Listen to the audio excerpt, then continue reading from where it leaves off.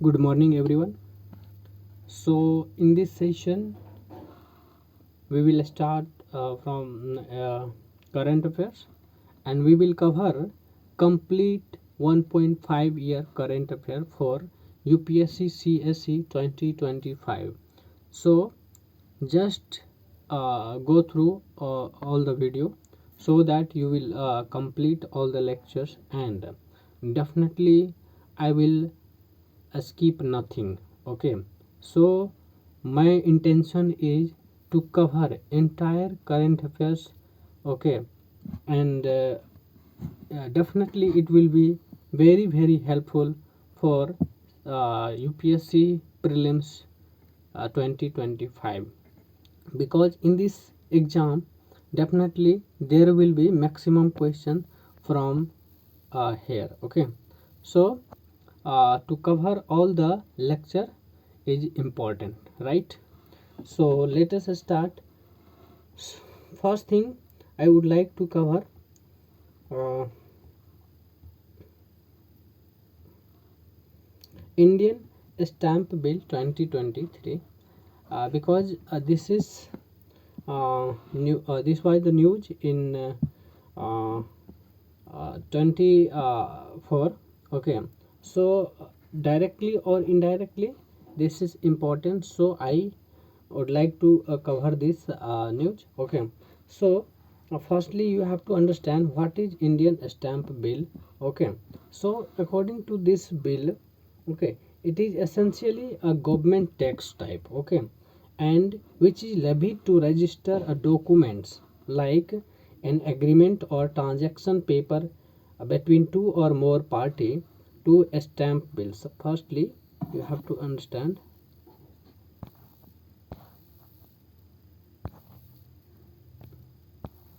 Okay, so firstly you have to understand a stamp bill,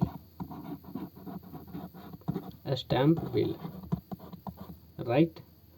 So uh, the center has proposed uh, repealing the Indian Stamp Act 1899, a Stamp Bill Act 1899, and its main intention is to bringing in a new law for the stamp duty regime in the country. Okay, and firstly it is a government tax type, and which is levied to register documents like an agreement or transaction paper between two or more party with the register. Now in this there is fixed duty also. So the amount specified is fixed based on the document's nature. Okay, and it is ad valorem duty, and it is charged at a certain percentage of the agreement value stated in the document. Okay, now coverage. So stamp duty can levied on bills of exchange, checks, promissory notes, bills of lading, letters of credit, and policy of insurance, a transfer of shares and debentures, proxies and receipt. Okay, so all these are under stamp duty, right? Now a stamp duty are accepted as a valid evidence in a court of law. So according to article 268, a stamp duty are levied by the center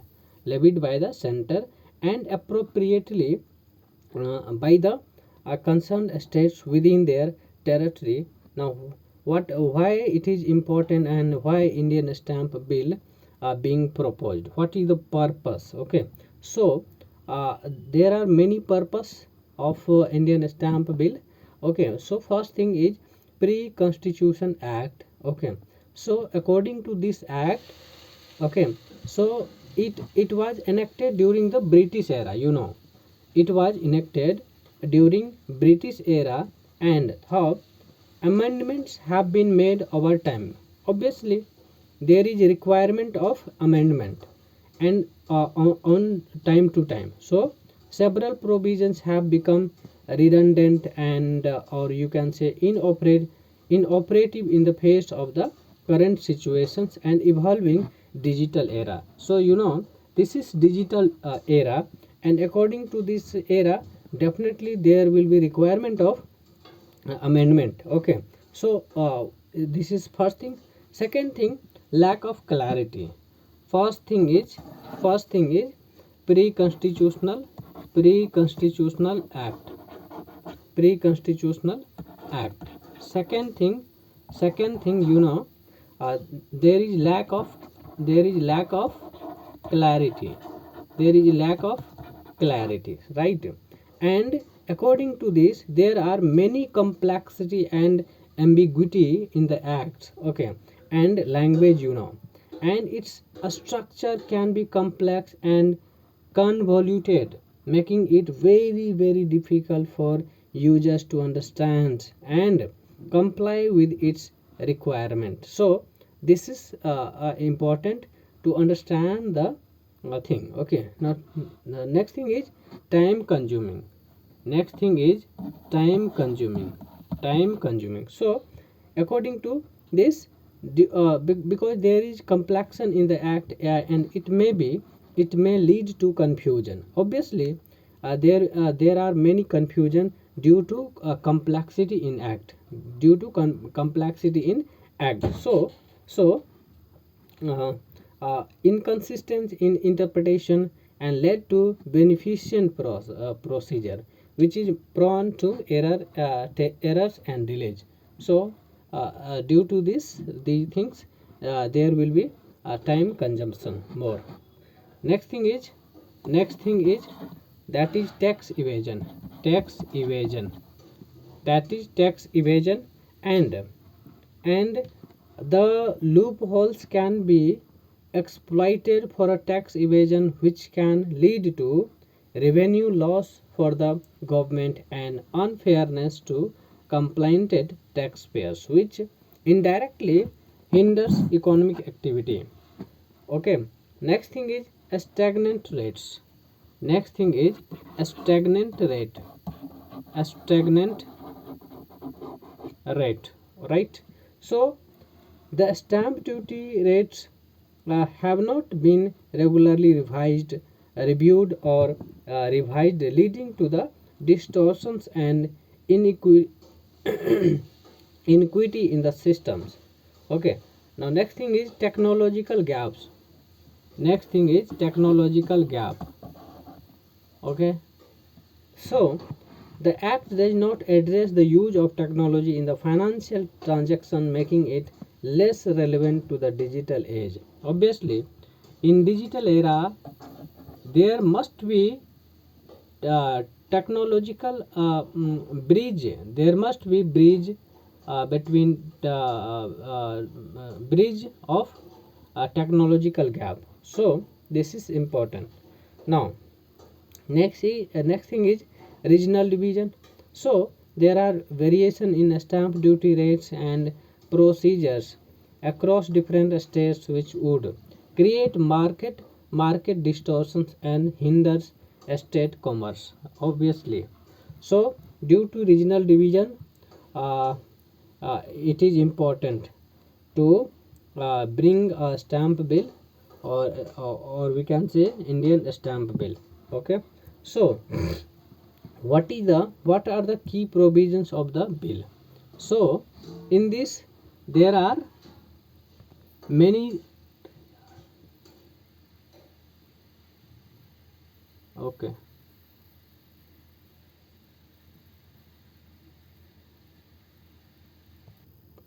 so uh, what are the key provisions of the bill? Uh,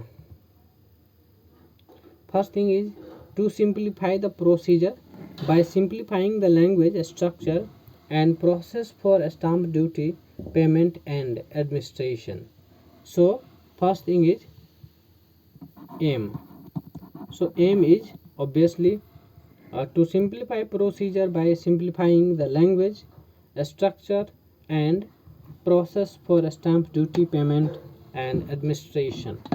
Second thing is digital e-stamping.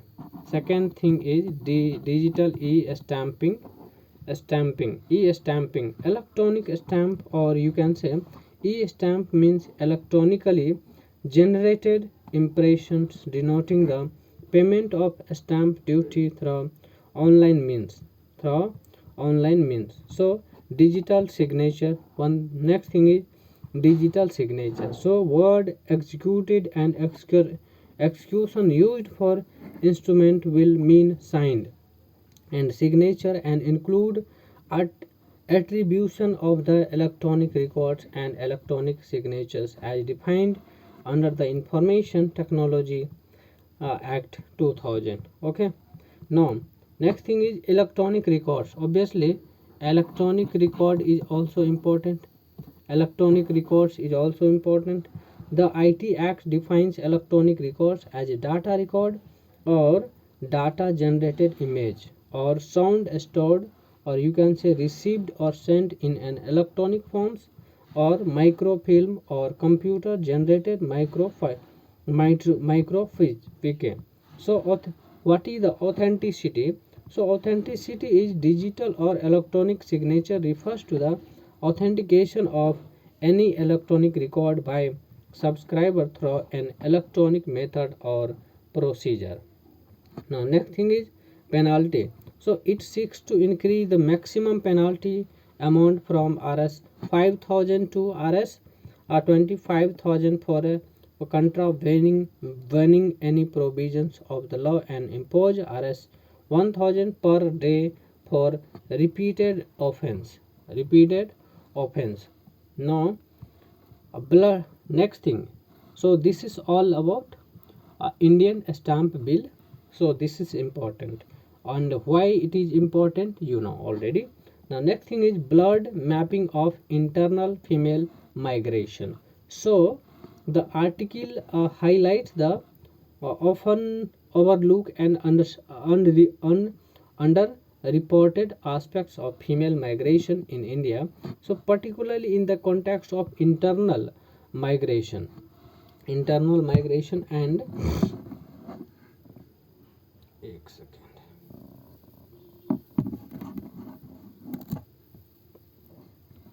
Okay, so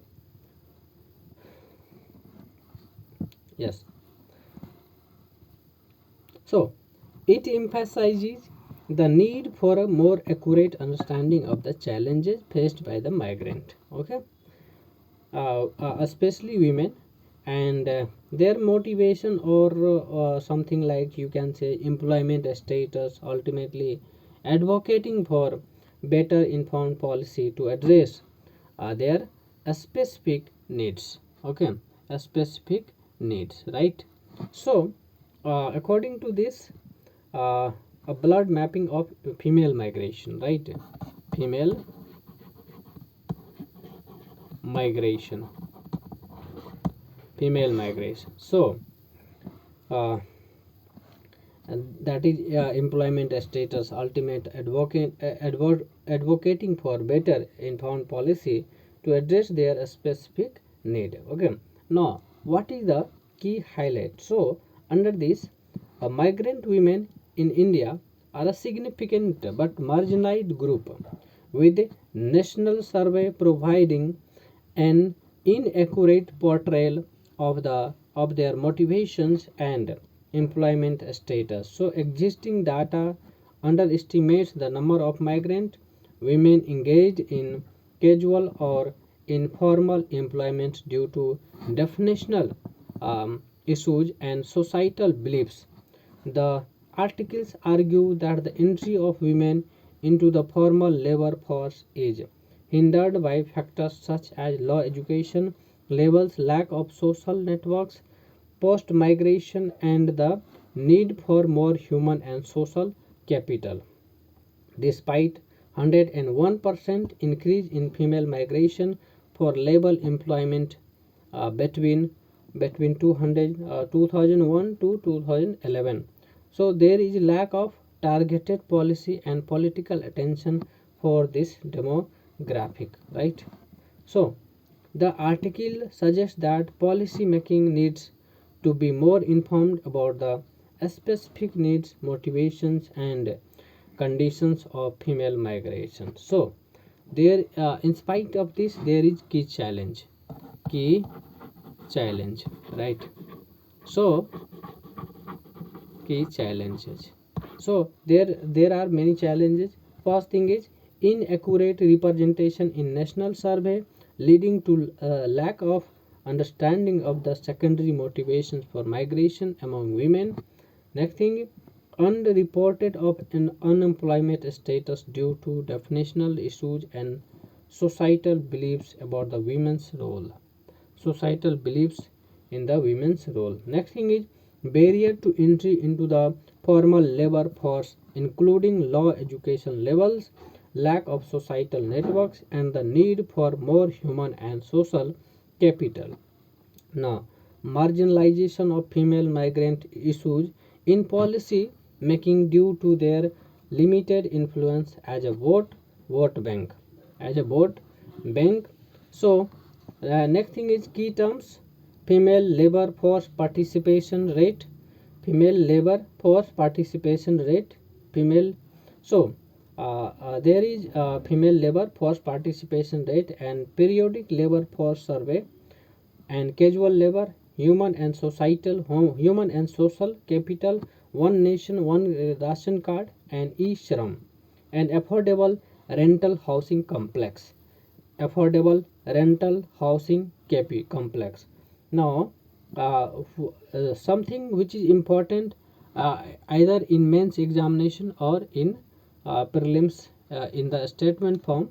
So you have to remember this thing, or you have to keep in your mind. So female migration for labor or employment increased by 101% between 2001 to 2011. So 101%, 2001 to 2011. Now migrant women are proportionally less employed than non-migrant women. Obviously, migrant women are proportionally less employed because of some bigger or larger scale problems. Okay, so entry to the formal labor force is challenging for migrant women due to the need for more human and social capital, because there is problems in human and social capital with the migrant labor. Now, dismal recovery of women's labor activity after the pandemic. So policy making poor, informed about the needs, motivations, and condition of female migrants, right? Now, some quotes which is important. So first thing is there is little dialogue surrounding female migrant issues, and despite recent polls, political parties do not campaign to gain migrant women's votes. So women choose forms of employment that allow them to handle domestic duty while contributing to the household productions or finances. Okay, a change in a narrative is required, starting with increased collection of female specific data. Okay, so next thing is anecdotes. So anecdotal evidence suggests that migrant women often engage in casual employment, indicating under underestimation of their involvement in various sectors.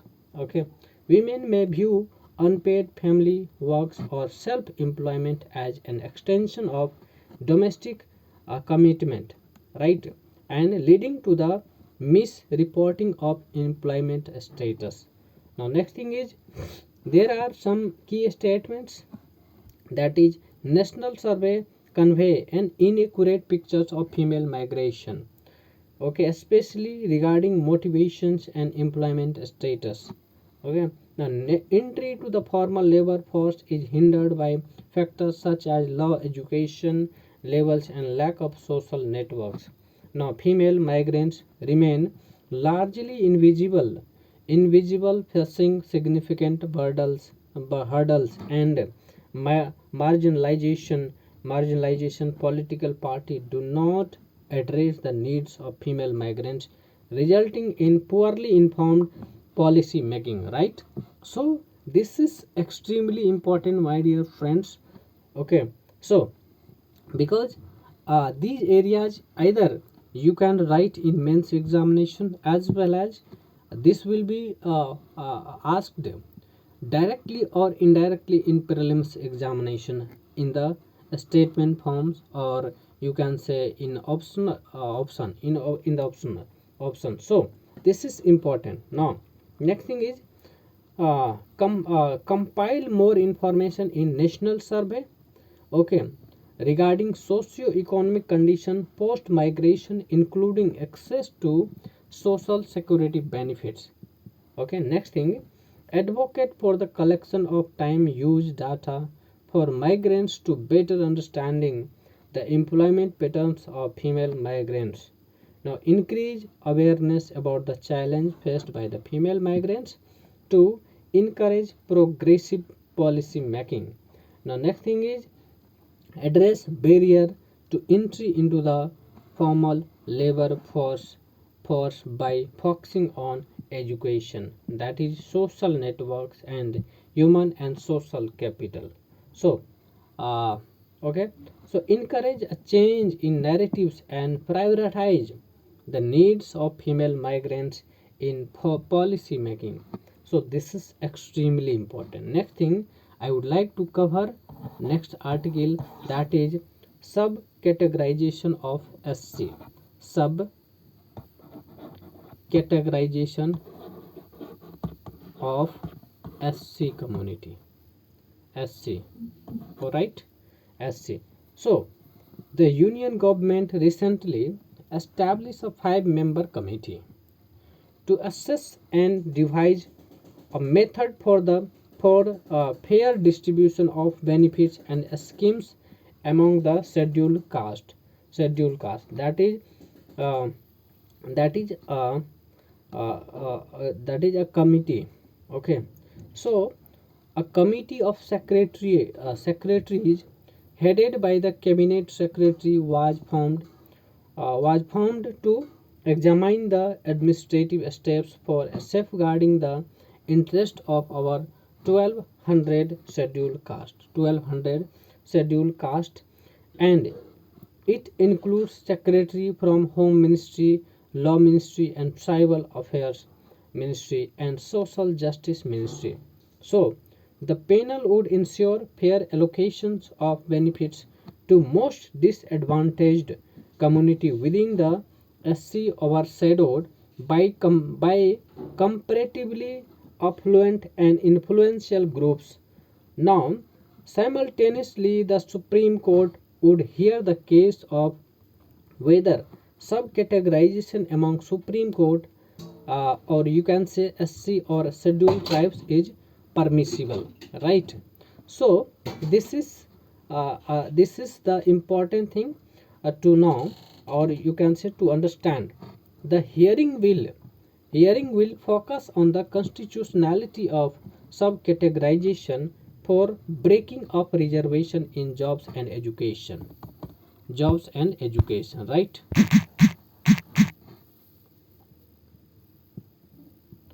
So the grounds are utilizing the benefits of the reservation and welfare developmental schemes which do not percolate evenly among them. Okay, so this committee is mandated to explore alternative strategy and focused implementation of existing schemes for addressing grievances of SC. Okay, now next thing is the government received has been in receipt of representation from the Andhra Pradesh, Telangana, and Karnataka for the subcategorization of SC, which include the Madiga community, Madiga community,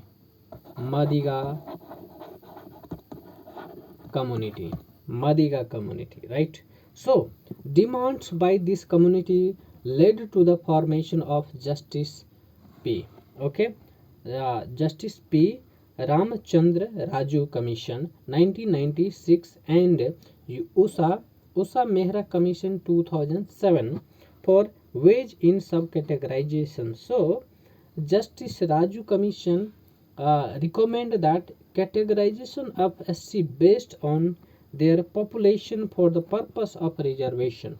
Right now, USA Mehra Commission, then this is the national level panel which propose that the state government may invoke Article 16 clause 4 for fair distribution of reservation benefits. Okay. Now, next thing I would like to cover, this is all about SC. Okay. And subcategorization of SC especially. Okay. Now next thing is a dark message to Delhi from Kangla Fort. Kangla Fort. So dark message to Delhi from Kangla Fort. Okay. So the article, in this article we will focus on Manipur, where Meitei legislator, Meitei legislator, okay, Meitei legislator through public oath at the Kangla Fort endorsed a 6-point agenda with communal overtones targeting the Kuki community. So this act influenced by an armed militia called Arambai Tengol reflects a departure from the constitutional duty and raises concerns about the legitimacy of elected representatives in democratic state. So the pieces warns against the dangers of the radical agenda and highlight the potential parallel with historical incident like the Bhindarnwale episode in the Punjab. So there is key highlights, that is the Meitei legislature endorsed a 6-point agenda with communal overtones targeting the Kuki. That is the oath-taking event at Kangla Fort is orchestrated by the armed militia Arambai Tengol. Right now, agenda include abrogating agreement implementing NRC with 1951 as the base year, constructing a border fence, replacing Assam rifles, removing Kuki from scheduled tribes list, and relocating Kuki refugees. The omission of disarmament from the agenda raises concerns about the armed militia's influence. So there is key challenges. So key challenges: the event reflect a departure from constitutional duty by elected representatives. Now the influence of an armed militia on democratic process raises questions about the legitimacy of the Indian states. Now the communal overtones in the agenda may deepen the emotional, demographic, and territorial divide. So there are something which is important, that is Sumang Lila. So this is traditional form of theater in Manipur. So you have to remember this thing. Sumang Lila, that is traditional form of theater in Manipur. Kangla Fort, this is symbolic and traditional seat of power in Manipur. And Arambai Tengol, an armed militia influencing MIDI legislator and pushing a radical agenda. Now, Bindranwale movement. So, Bindranwale movement reference to the radicalization and armed conflict in Punjab during 1980s. Now, the next thing is legislator lost Tagore's dream of clear stream of regions and fearless mind. Elected representatives pliable and can blackmailed under duress. So armed militia chose Kangla Fort for revive meaty indigenous traditions, culture and religion. So key features, or you can say Key examples are the 6-point agenda and its potential impact on the vulnerable Kuki Jomi uh, Hamar groups. So, the involvement of Arambais in violent attacks against Kuki Jomi Hamar village, the parallel drawn with the radicalization of youth in Punjab under Bhindranwale. So, something which is important facts or data you can say, Arambai Tangol retains control over a significant amount of arms and ammunition. So the communal agenda may lead to increased tensions between community. The armed militia influence raise concerns about the democratic process in Manipur. Okay, so there is critical analysis. We can say the legislator omission of disarmament suggests a compromise with the armed militia agenda. The article warns against the potential consequences of allowing an armed militia to influence state decisions. So, the communal overtones in the agenda are criticized for understanding a democratic and constitutional principle. So it emphasizes the need for elected representatives to uphold constitutional duty, advocate for dialogue and peaceful resolution to address the concerns of different communities. So strengthen mechanisms to prevent the influence of armed militia on democratic processes. So, in conclusion, we would like to highlight the concerning events in Manipur where elected representatives endorse a communal agenda influenced by an armed militia. Right now, it urged a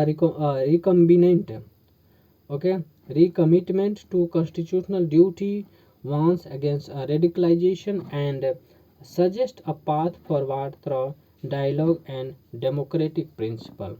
So wage bank ecosystem wage bank ecosystem. So residents of Kanyakumari districts, Tamil Nadu recently objects the plans for oil exploration of their coast, citing adverse impact on the wage bank ecosystem.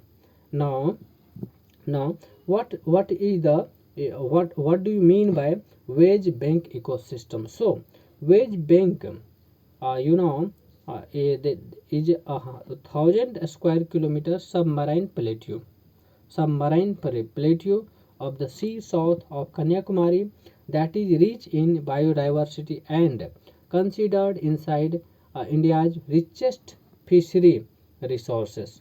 So this is where the low intensity of current, waves and tides make it an ideal place for building nutrients and fish food. So wage bank ecosystem. So this it is productive coastal area. It is productive coastal area where three seas meet. Tides create a rich fishing ground from May to October. Now fishermen from Kerala, Tamil Nadu and Sri Lanka use this area for fisheries. Now it is an invaluable treasure that indigenous people and community dependent on for food and resources and is important to their culture. Now impact of oil exploration. So what is impact of oil exploration? So government of India proposed 3 oil gas blocks for exploration and development under the hydrocarbon exploration and licensing policy, that is HELP, license hydrocarbon exploration licensing policy, HELP. Right now, oil exploration could destroy fishing community to poverty. Why? Because this penury, industrial activity and pollution caused by oil exploration could ravage the uh, ocean ecosystem, leading to the unpredictable consequences, right? Unpredictable consequences. So this is all about the thing. And only thing I would like to cover, feminist movement in India. Okay, so this is already important event, or you can say movement.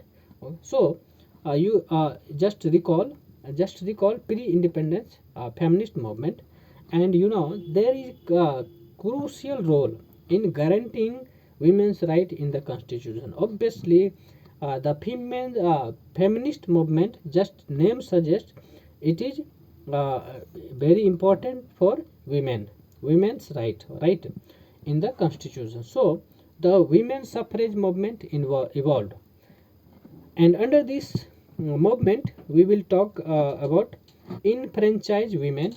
That is 1917, a group of women activists, okay, led by Annie Besant and Margaret Cosine, made the first official call to Edwin Montagu and Lord Chelmsford, who had been tasked for formulate schemes of self-government for India, right?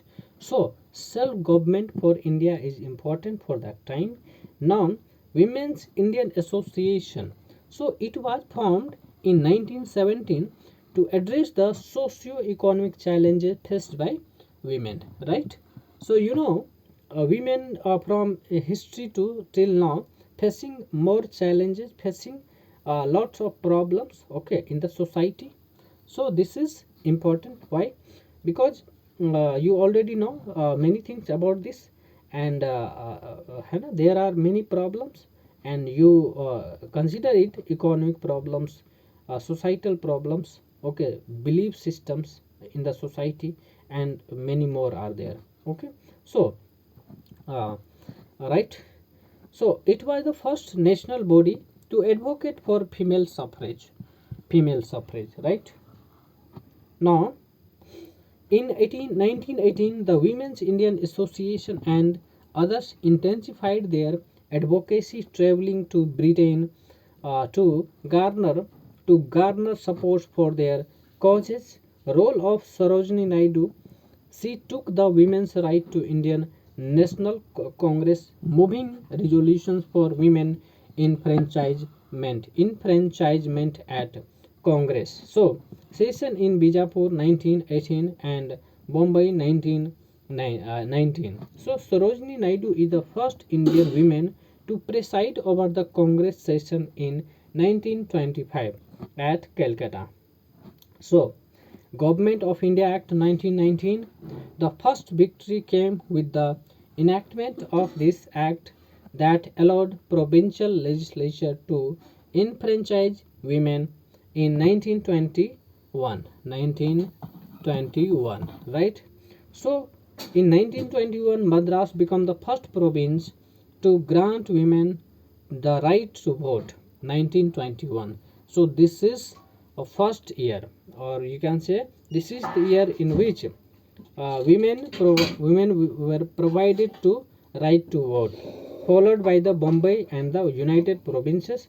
Now, Bengal Legislative Council, the enfranchisement bill was defeated in this council. Suffrage led by the Bangya Nari Samaj organized massive awareness campaigns for 4 years, leading to the passage of the bill 1925. Now, the conditional suffrage, the right to vote, was conditional upon the ownership of property, income, and status, while exclude a sizable number of women.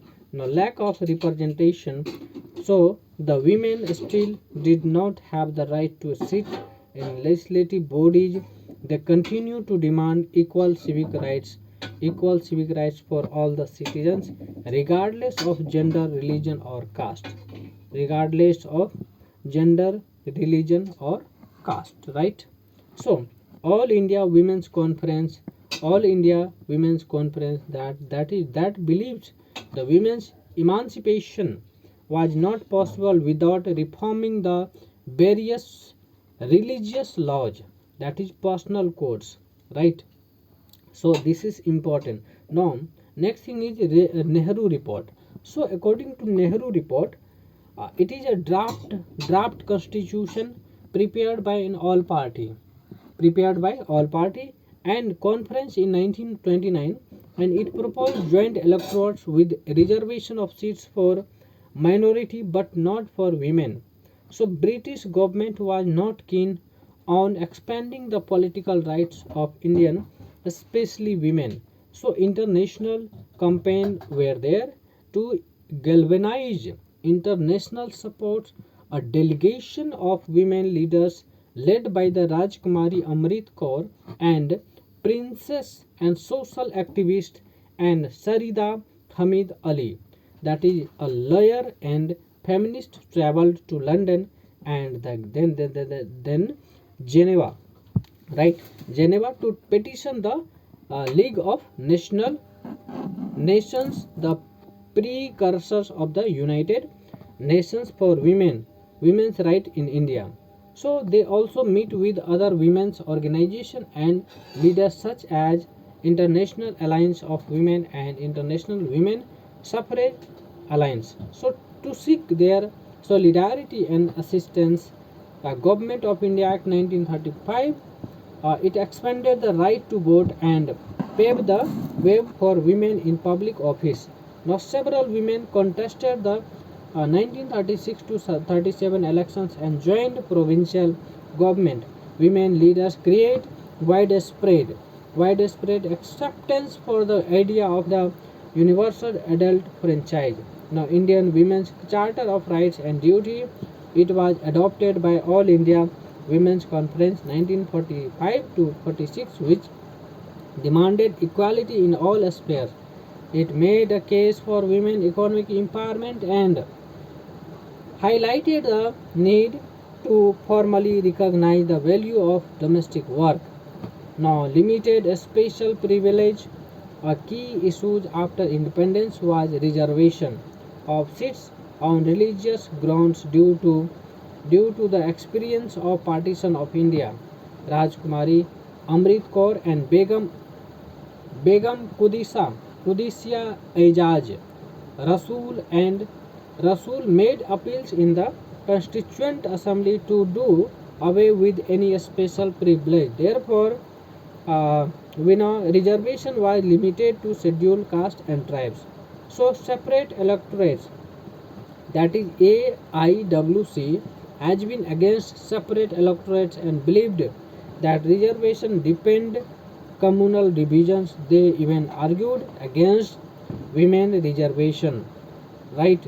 And Constitution of India, so it envisioned as a living document allowing future governments to mold the republic as per the constituency of the time. In 17 years, feminists have strived to advance the right of women, leading to the enactment of various laws, policy, and constitutional amendment. Now, India ranks 93 out of 180 country in Perceptions Index 2023. So, Transparency International has released its Corruption Perceptions Index for 2023, ranking countries based on their perceived levels of corruption in the public sector. Now India's position in the rank has shifted but change in minimal. India's corruption scorecard. Now India's global rank in 2023 index, India is a place a 93rd rank out of 180 country. So a small decline from 85th position in 2022. Now corruption score. India's overall corruption score for 2023 is 39, down slightly from 40 it scored in 2022. Now limited change. The report highlights that India's score fluctuations are minor, making it challenging to draw a definitive conclusions about my significant change. Now It is a point out that there have been action narrowing civic space in India, including the passage of a telecommunication bill that will threaten fundamental rights. Now, South Asia's corruption landscape, Pakistan, Sri Lanka, and South Asia, Pakistan 133 and Sri Lanka 115 are grappling with debt burdens and political instability. Still, a strong judicial oversight in these countries helps keep the government accountable. Now, Pakistan Supreme Court expanded citizens' right to information while Sri Lanka continues to face a crackdown on the press. So, Bangladesh, as the Bangladesh 149 moves away from its least developed country status and experience economic growth, it faces challenge in providing public sector information due to crackdown on the press. So this is the all about the thing. Now regional insight. So China anti-corruption efforts. China 76 has made headlines for its aggressive anti-corruption campaign, resulting in punishment for millions of public officials over the last decade. However, doubts linger about the long-term effectiveness of this message, which heavily rely on punishment rather than institutional checks. So, Asia Pacific regions, the reports note that the Asia Pacific region is gearing up for a significant election year in 2024, with several countries holding elections. However, 2023 CPI suggests that little to not little to no meaningful progress in curbing corruptions in the regions. Top and bottom performance. Top and bottom performance. So, top scoring country nations like New Zealand 3 and Singapore 5 maintain their position at the top of the index due to robust corruption control mechanisms. So, other other countries in the regions with a strong control measures include Australia 14, Hong Kong 14, Japan 16, Bhutan 26, Taiwan 28, and South Korea 32. So, struggling states, the lower end of the index, include fragile states with the authoritarian regimes such as North Korea 172 and Myanmar 162, Afghanistan 162, and continue to grapple with one of the worst humanitarian crises in the history. So, this is all about the thing, and next thing I would like to cover introduction of Gruha Lakshmi scheme. Gruha Lakshmi scheme. So, Gruha Lakshmi scheme, okay, that is introduced by Karnataka government.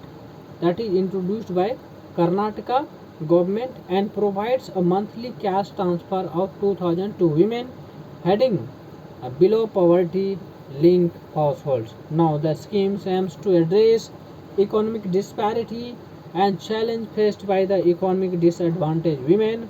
Now, recognition of unpaid work. So, recognition of unpaid work means the mainstream economic often overlooked activity performed by women at homes as economic contributions. So, home as an economic contribution, unpaid work including domestic chores and care's responsibility is disproportionately borne by women, leading to the higher burden compared to men. The Gruha Lakshmi scheme is significantly in recognizing and valuing the unpaid work performed by women, especially those facing multi-dimensional and time poverty. Now, economic empowerment of women. So, women in patriarchal economic systems often receive low wages due to limited bargaining power. Now, unconstitutional cash supports provided by the schemes like Gruha Lakshmi can empower women by allowing them to have more control over their labor power, now potentially increasing their bargaining power. So the scheme contributes to breaking the cycle of poverty for economically poor women engaged in both wages work and unpaid care work. So this is economic stimulates and aggregate demand. So empirical evidence suggests that the direct cash transfer to household stimulate aggregate demand and contribute to economic growth. Now similar schemes like PM Kisan have demonstrated multiplier effect, now allowing farmers to meet various expenses beyond agriculture, right? So the target of Gruha Lakshmi schemes is with a high marginal propensity, okay, and to consume, that is we can say expected to boost aggregate demand, okay, which is leading to improve quality of life and increase economic activity. So main thing is economic activity. So जो girls है और खास करके women, okay, so to improve the economic activity और financial activity, okay, so resource allocation and physical prudence, right? So okay, so prudent administration is to measure the trim unnecessary expenditure, can provide additional resources for timely and uninterrupted cash transfer. Okay, so main motto is to boost women financially and unpaid workers like domestic work. So improve the, or we can say calculate on the basis of homely work. Okay, so maintain fiscal prudence is essential. Why? Because there is all the expenses of the welfare of the marginalized and transparent roadmap of the resources augmentation is indispensable, right? Now we have to address gender inequality beyond Gruha Lakshmi scheme.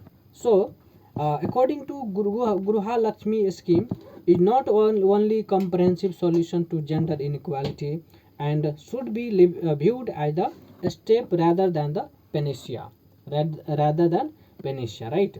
So there is no need to there is need to universalize support for women, recognizing their unpaid and care work, right? So requiring a comprehensive institutional framework at national and subnational levels and comparative federalism, right? Now decontrolling NBS fertilizers, so this is extremely important. Why? Because before some time there was in news, and that was the continuous in the news. So this is extremely important, and directly or indirectly in the form of a statement there will be the question, there will be a question in prelims examination, right?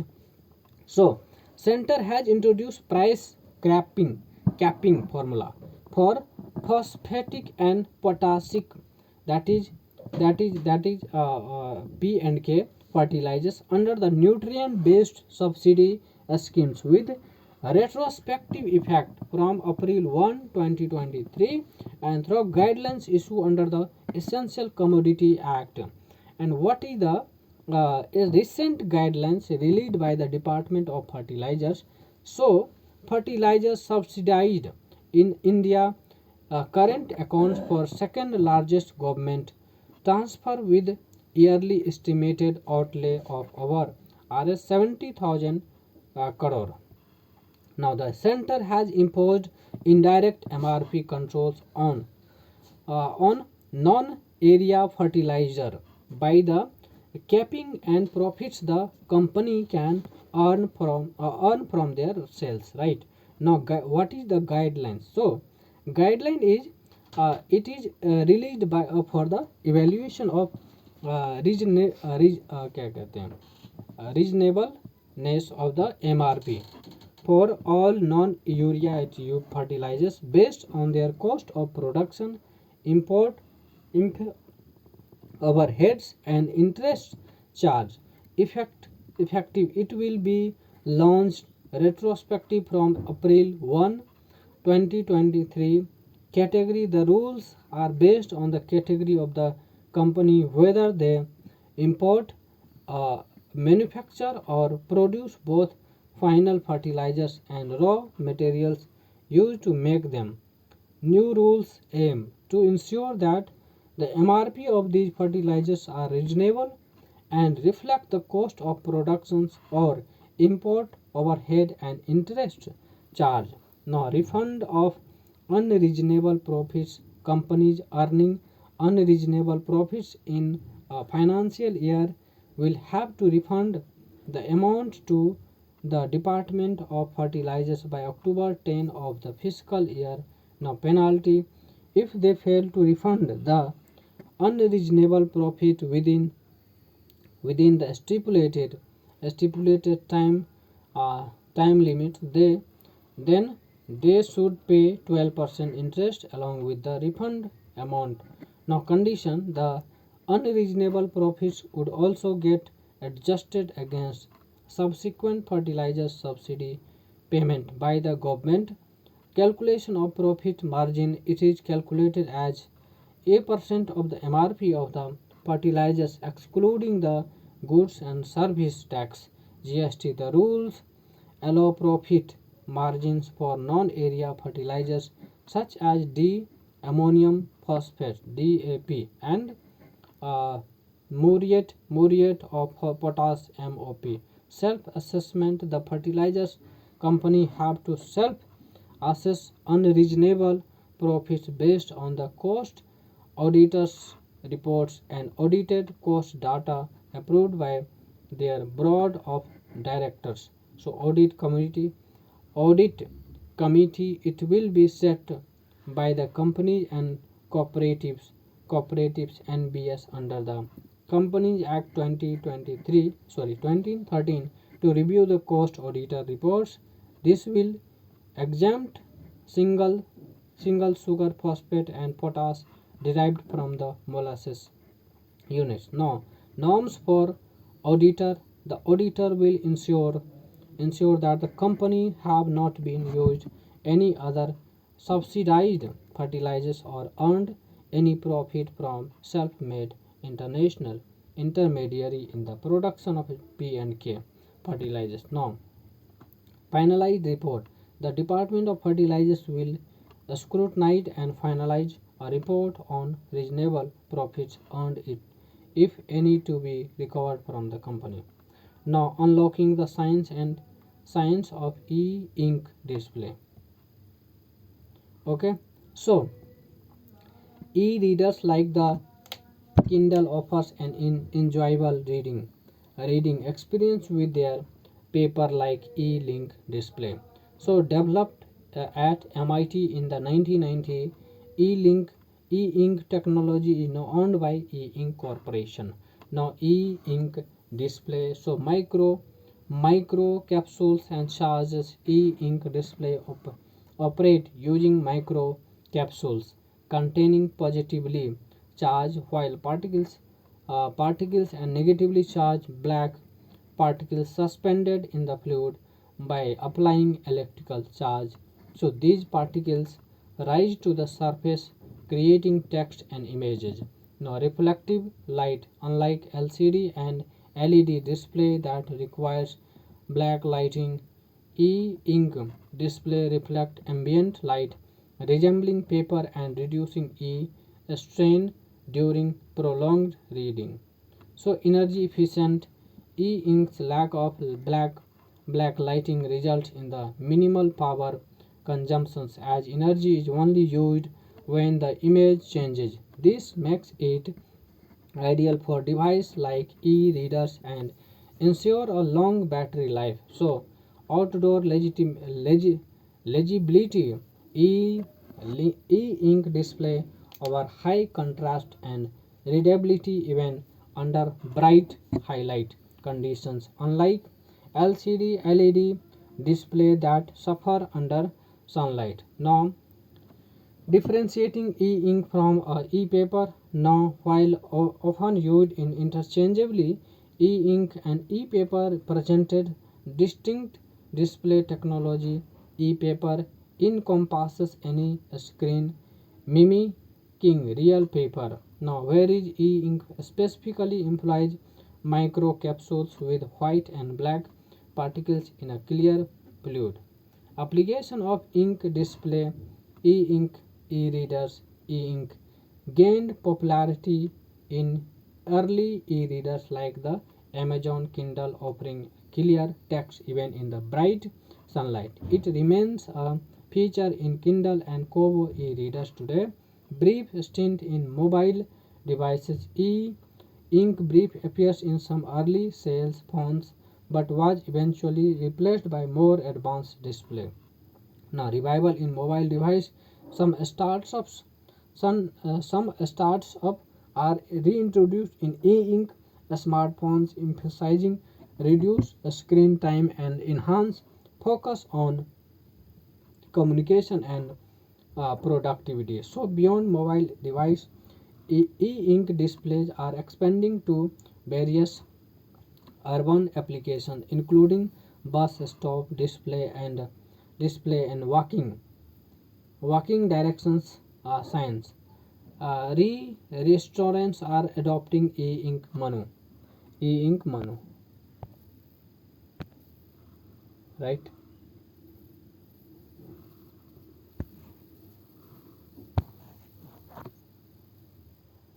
So this is, and there is pros and cons also. So advantage, if we talk about advances, e-ink display excel in low power consumption, making them suitable for device requiring extended battery life. They also minimize eye strain due to their paper like visual experience, matter surface and outdoor readability. So drawbacks, e-ink display have rates slower refresh rates compared to LCD and OLED screens, rendering them unsuitable for video or animation. They also have limitations regarding color and resolution and remain relatively expensive for large sizes. So this is all about the news, and this is extremely important. Okay, so I will cover next lecture. uh, Thank you so much.